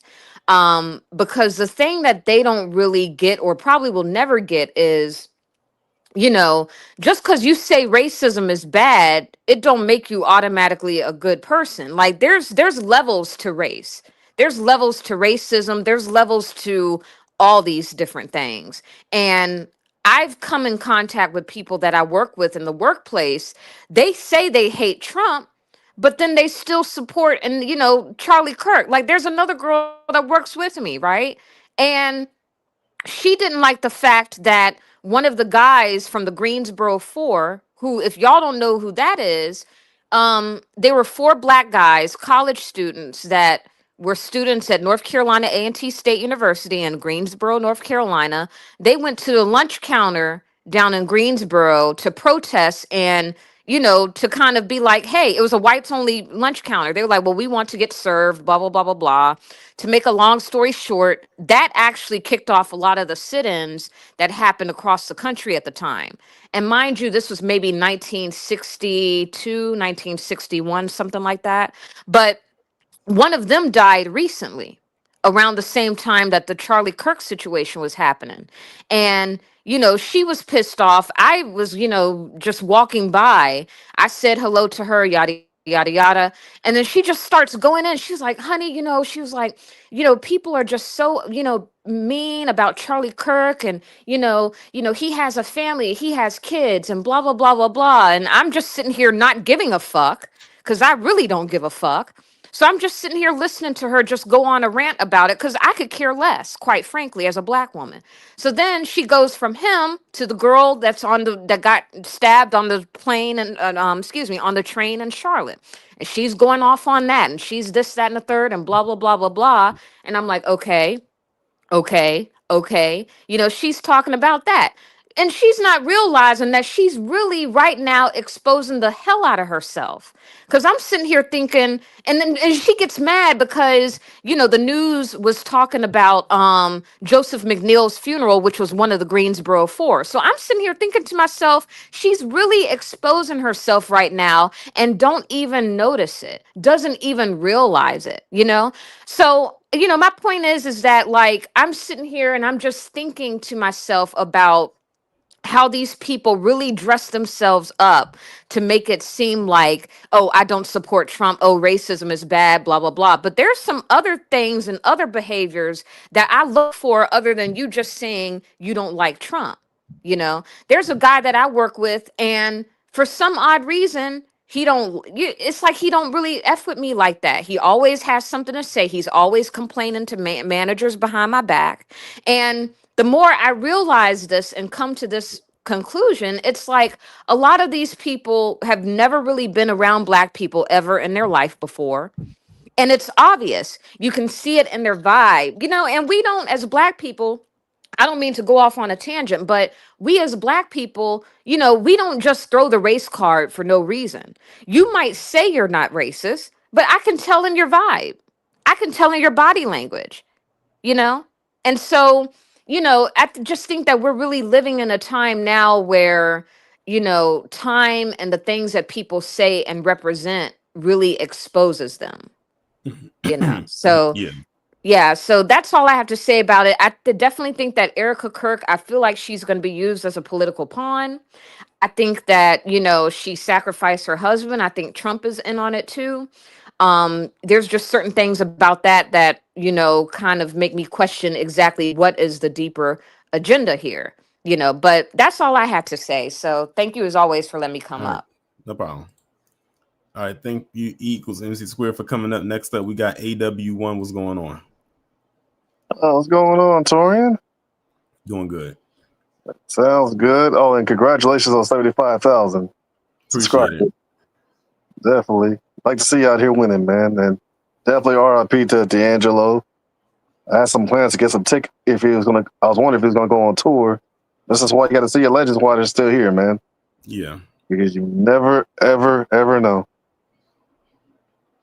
But anyway, but all that stuff, yeah, I mean, man, the guy that brought up Stevie Knight, it's like this guy. Torian, let me just tell you this. What do you say to a guy that says, if that's those t-shirts, if you woke, I'm sleep. I think I know your answer by that laughter. Yeah. Yeah. And I understand why you don't want to make no videos about Stevie Knight. It's like it'd be exhausting. And then like I said, I've already seen so many other people talk about it, so it's like I don't like. I'm sure some people might want to hear my intake, but it's like I've already watched everything that he could possibly say, from other people's reactions and people I'm subscribed to. And right. Like we pretty much all on the same wavelength. So yeah. You're right. I've seen you underneath. I watched those videos. I've seen you underneath the comment section. So, so yeah, you. And another thing is about you talked about that new Assassin's Creed game that got canceled. Mm-hmm. Here's my thing: if I was Ubisoft, I'll just go back to make the damn game. I say the hell with the haters. Don't bow down to political pressure. It might be too late now. So yeah, I was playing because I'm going back because I never got to play this Assassin's Creed because I forgot about it. I'm playing Assassin's Creed Freedom Cry. You're playing I don't know if he's Haitian or Trinidadian. He said he's from Trinidad. He said on the Assassin's Creed because he was on another Assassin's Creed game. But I remember in the middle of the game he left to do another mission, so I didn't have him on the boat with me no more. And so basically the purpose of the game, you're freeing slaves. I guess to recruit them or to help you fight, on your boats and stuff. You're basically helping, you're basically helping slaves out. And I said to myself, the only thing I thought, man, imagine if this game came out today, how I'd be like, oh, this is woke, this is white, this is this game's like a decade old. And imagine if they came out to even the Liberation one with the Haitian French girl because she's black and got dreads and stuff. And again, you're freeing slaves on that game as well. I was like, imagine if these games came out today, what they'd be saying. These people they wouldn't be going nuts. But it's like, I'm going to tell you like this, Torian. Another thing I was going to tell you, don't make videos about those people that do the fake outrage, like the ones that did about the Wolverine game. That's what they want. They want clicks. It's just fake outrage. Yeah, I think it's like, that's the thing about it. It's like sometimes it's like it's hard for me to determine like whether or not I want to talk about it or not. But I think in that moment, it's like it's one of those things like, okay, I have time. And the thing is, sometimes if I have my mindset on doing it, I can't not do it because then it's gonna stay on me until I say something, because now it's like mentally I'm locked in. Mm-hmm. Right. So now that I have said what I had to say, especially on that topic, then now I can leave it alone. Right. But my thing is, I think it's just fake outrage. It's rage bait. They're just doing it for clicks and views and money. They're taking advantage of this political. I mean, it's like what that one Foodle, that's his real name. Yeah, I don't call him Myron no more. Let's make racism great again. That fool actually said that. And then not to mention, one of his best friends wants to marry is seeing a 14-year-old, waiting for her to be 16 so she can start dating her. How I mean, you can't make this stuff up, huh? Hey, but as long as he comes on my show and say the N-word with the hard ER, he's good with me, even if he's a pedophile. You can't make this stuff up, bro. But they say we get away with stuff, right? Right.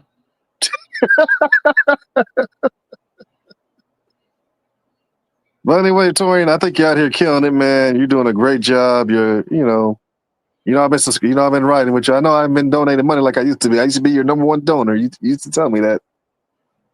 No problem. Blame California for that, man. It is what it is. I mean, blame California. I would donate because I think I already told you what my rent was. Jeez, it's about to go up again next year. Shocker. But I'll be ready for it. But all right, Tori, you stay woke, man. You should sell some T-shirts. I was going to tell you, maybe you should sell T-shirts with the word woke and the meaning of the word in the back of it, behind it. I told it to DeJuan, but he's not into it. He said he's just into the shirts he wants to sell.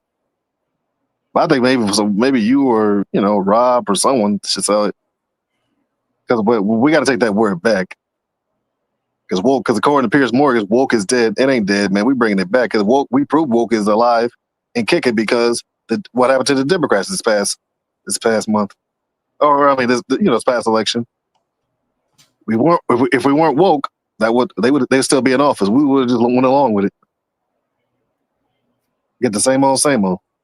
Mm-hmm. But I'm glad black people are starting to become woke and waking up that these people don't really care about us. They just care about us when it's voting time. And I applaud you for the video that you did on the Republicans and Democrats because neither one they both suck. But all right, Tori, you stay woke, man. Be one. Be one. All right, shout out to AW1. Okay, I only have I put it in the chat. No one else clicked the link to come up on the panel. I only have 3 people left, so no one else click it. Denzimus, what's going on? Oh my goodness. How you doing today, man? I came in mad. That's good. I came in late, so I got like 2-3 questions. I'm gonna try and make them quick. Would you ever consider going on TikTok and doing lives there? Because oh my gosh, I don't know if you've been paying attention, but yeah, I'm pretty sure you probably already know Afro does it on his channel. Tariq has gone over there, and now when I spoke to him, I told him straight up, with all these tethers on this damn panel, you're gonna have to get some cheetah piss repellent for they musty asses because it's just a shit show against with they asses. So I was just wondering, would you ever be interested in doing something like that, going on TikTok? Because I think you were probably one of the you would definitely be able to intellectually destroy these tethers. Not that it would. I feel like you would definitely be one of the people that can have engaging conversations. The thought, I remember at one time someone had said that I should get on TikTok a while ago, but then I said I didn't want to because I didn't want to add another social media platform on there. And then I had actually talked to Afro maybe maybe about a month ago about it, and I had texted him and I said, do you think that I could make it on TikTok? And he says, with the stuff that I do, you should definitely be able to thrive over there. It's just that I didn't want to add another social media platform on this. I don't want to say that I will or I won't ever join TikTok, but if I do, I'll make the announcement that I'm on there. But as of right now, no. Okay. Well, hopefully you'll consider it in the future greatly, because like I said, I agree with Afro. You would definitely be able to have the conversation. Of course, you just have to, like I said, you just have to watch out for the damn tethers, and of course, we can easily deal with the YT supremacists. They're nothing at this point. But yeah. But the second thing I was going to talk about was the whole Assassin's Creed situation. Look, I've told you before, I've been a gamer. I don't have a gaming system now because I focused on my Transformers shit right now. I make my little Transformer video. That's what I'm focused on right now, and I love it.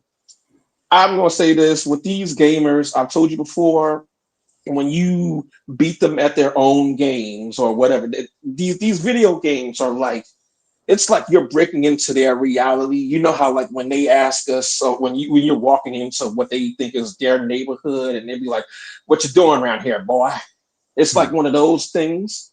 So when you're playing the game, when you're whooping their asses, because I will say this. A lot of us are starting to get into the gaming scenes, with the tournaments and stuff, and we're I've seen a lot of our FBA brothers whooping a lot of ass and having these little white boys mad as hell and stuff. So it's just like we break into their reality, and they think that they're gods in these reality, and we come in and we just can remind them that no, you're not a god, you're fallible. We're here, and we don't even have to try, and we don't take it over in a hostile sense, but we no matter what FBAs, we just stand out. We just have presence no matter where we go. When we show up somewhere, shit gets popping. That's what I'm trying to say. And with the Assassin's Creed thing, it's just another case as well. Like they do not want to. They feel like they're losing already. Their birth rates are going down. According to them, they're white women. We're taking their white women, even though their white women have their mouths open for black men. But anyway, on top of that, they think that Trump isn't doing as much as he could. Now there's a game coming out. Well, now there was a game coming out that shows them getting their asses whooped. Oh, no. We can't have that type of image in the media. Not right now. We're supposed to be the ones that's conquering and killing. Unaliving and doing bad stuff to other groups of people, specifically black people. They don't even want the thought of us rebelling against them in any type of form, in any type of media. So yeah, and that I don't know. How do you feel about that? If you don't, I already said what I said in the video. Oh, okay. I didn't wait. Did you did a video about it? Yeah. Oh, earlier, or was it on the live? Okay, because I came in late, so my apologies. It wasn't on the live. I did a separate pre-recorded video that I uploaded a couple of days ago. Okay, well, I'm gonna make sure I watch that. But yeah, that's pretty much all I said that I have to say. I guess I'll just say this. Again, we have the presence, and I look forward to in the future seeing us take over the gaming scene now, since they want to keep acting like little bitches about it. But yeah, that's it. I appreciate you coming up. B1, sir. All right, shout out to Denzemus. Samuel, what's going on? Hey, Torian, what's going on? Can you hear me? I can hear you. Yeah, first off, I want to say rest in peace to D'Angelo. We lost a legend too soon. And also, Torian, I didn't get much to hear about your show. I just saw the titles and the credits, but you are aware that D'Angelo literally just finished recording a whole new album that he was getting ready to release and things like that. And now, do you think with him passing, they're going to release it? I mean, I wouldn't be surprised if they did. They've released posthumous albums before in the past, like after the artist has passed away. Like that has occurred. Even with him not really being signed to a label and things like that. Like, do you still think that we're still going to be able to hear it? Well, I think it's going to all be left up to like his estate. Like they're going to have the final say. Gotcha. Yeah, because I think like also like this was probably going to be like, that album they were already saying that it was easily going to be like the album of the year, because remember like his last album, Black Messiah had won all those awards and things like that, and but it kind of really didn't go noticed because he didn't do any videos for it. He really didn't do a tour for it at all and things like that. But it was still like critically acclaimed. Yeah. So do you think like it's going to be the same response, Torian, or like do you think they're kind of just going to? It's probably going to still do numbers, because the thing is, now that he's passed, people are going to buy it to see what his last bit of material is. Right. And yeah, because like I said, rest in peace to a legend. And don't you kind of find it curious, Torian, that so many of our like legends and like greats in recent years have like passed on so young in age. I mean, not just D'Angelo, but him, Prodigy from Mobb Deep, MF Doom, Fife, the list goes on. Like a lot of these guys were like they didn't even hit like 50 and they passed away. Like, you kind of feel like there is kind of something eerie about that, Torian? At one point, I would say yes, but then again, the reality is telling me no. And I say that because cancer is a part of life, unfortunately. I know two people that I went to school with who both passed away from cancer before hitting 40. And they died. One passed this year and one passed last year. And they were both like a year and 2 years older than me. They didn't even see 40. So that's just the thing about how, you know, how cancer is. I mean, you know, that's that one right there. So when I heard he had pancreatic cancer, I already knew, because like I said, I had an uncle who passed away from that, and it was rapid. That's like, that one is a very, I said earlier, that's an aggressive form of cancer, probably one of the most, if not the most aggressive form of it. So when I heard that he had that, I said it was only a matter of time from the time he found out he was diagnosed. And then I think I heard somewhere where he was dealing with health issues for a couple of years now, but this is the one that did it. Right. And, you know, it's funny because I think it was, you know, it's funny that you mentioned that too, Torian, because I think Bushwick Bill from Ghetto Boys, if you remember, he had pancreatic cancer, and he said that, you know, like it can get, like, pancreatic cancer can get all the way to stage 4 without even being detected. And I also think it was I don't know, and I'm kind of showing my age a little bit, Torian, but you remember UTFO? I don't know how if you're in the old school hip hop, Torian, but you know, the guys that sang Roxanne. Mm-hmm. Yeah, Kango Kid. He also died from oh, okay, I know who you're talking about now. Yeah, and then because he ended up becoming like a big time New York DJ out in you know, and radio out in New York, but he had pancreatic cancer too. And I wanted to ask you, Tori, this is probably gonna, you know, wrap this up. But do you think that the music industry and the entertainment industries should kind of offer, like, you know, like some form of like healthcare and stuff like that to these artists and stuff like that, and these performers, even if they're kind of well off of, you know, like, you know what I mean, even if they're not as relevant as they used to? Or do you think they should just, as you know, they should just take it upon themselves to just be kind of cautious of their health? That's an interesting question. Because I don't know what kind of benefits they get in that industry. Like, as far as, like, of course, their healthcare is way different than ours, so they probably get a different special type of healthcare. If they don't offer it, I don't see why they shouldn't receive it. But I guess a lot of them figure, like, oh, you have the money, you should be able to afford your own healthcare or any type of very special treatment. But, you know, it's people out here who are regular everyday people who can't even get good health care.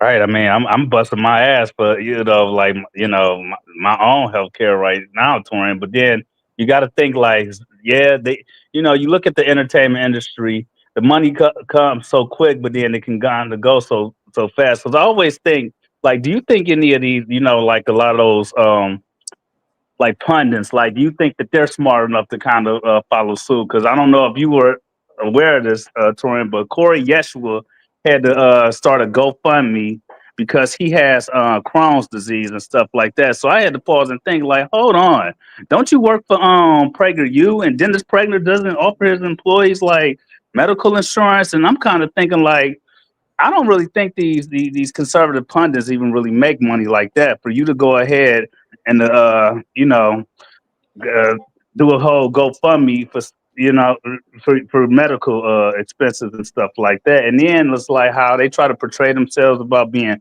family oriented and stuff like that. And then you never really saw any other of these pundits be like, hey, you know, let's help Corey out and things like that, because he is, you know, sick, and he's kind of going back and forth because you're to the hospital and things like that. And I don't, like I said, Tori, I know you don't really pay attention to a lot of these pundits and stuff like that. But if you look at Corey Yeshua now, he literally looks like a skeleton. Because I mean, that Crohn's has really gotten into him. And I'm just thinking that it's funny how, like, not now one of these, pundits like Tatum or Candace or anything. They Anybody was all out like, for yeah, self. well, They're all out yeah, for self. and that's sad, Tori, and that's very sad. But I'm gonna go ahead and leave on that note, and and congratulations on the 75. I know you're gonna hit 100 soon, Tori, and I feel like the sky's the limit for you because you keep just pushing the truth, and you always tell it like it is. Be one, man. Be one. All right. Shout out to Samuel for coming up, and we got one more person coming up, but I gotta play your intro. Heed my command and reclaim these relics of hatred. Miss Niecy, what's going on? I'm sorry, her Niecy, what's going on? Good evening, Torian and family in the chat. I will make this quick, baby. I don't know if you have been listening to Tariq's radio, his playback on TikTok. Them damn tethers are losing their minds. Yeah, that's what Denzimus was just telling me about. Because the thing is, I'm not on TikTok, so like you can listen to the playbacks. Afro does his playback on For the Culture, and Tariq does his playback on Tariq Radio. And since he been on there that short period of time, I mean, them damn tethers they are beyond shook. And it's been hilarious because Tariq, he be cooking. I mean, the space that Afro had, Tariq was a special guest. It was over 3 hours long. I mean, it was hilarious. I'm about to check it out. You're going to have to check it out because, I mean, it was just too funny. But anyway, this, the stories that you reported on, shit happens. Life goes on. That shit in Mississippi, that was the first time I was hearing about that. And then when you was reading off them names, I was like, oh, shit, I already know. I already know. As soon as I heard, especially that one that sounded like a disease, Martin, I was like, oh, God. Yeah. I mean, man, me personally, and this is just my opinion, it was drug related. That's what I'm thinking. Possibly. But anywho, I will not keep you. You've been on this bad boy almost 2 hours. I love Jonathan, but Jesus Christ, I thought I talked. But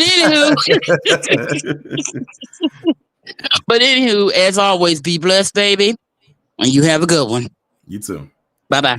All right, shout out to Miss Niecy for coming up and closing us out. That is going to be the last person to come up and speak. I know I got another super chat. Shout out to Brother Man to you for the super chat. He says, showing more support. Thanks and appreciate you, Torn. I appreciate you. That is going to bring this weekly recap episode to a close. As y'all know, next week is going to be Sound Off Saturday. It's actually going to be at 12 because I won't be able to have it at 4 because I will not be available at that time. So it's going to be at 12 noon next Saturday on the 25th. So definitely be here for that. I do have a video coming for y'all tomorrow at 5 p.m. I'll put that window up probably sometime tomorrow morning. And y'all, it's going to be another little mini deep dive. But anyway, y'all, shout out to everyone who came over. Shout out to everyone over on Instagram, even though y'all not going to hear it because I already closed the Instagram down like an hour ago. Shout out to those who spoke, all the members, all the mods, everyone in the chat. And if you didn't catch this on the live, shout out to the replay gang. I appreciate each and every one of you. Talk to y'all tomorrow. Enjoy the rest of your evening. Be safe. And most importantly, be well.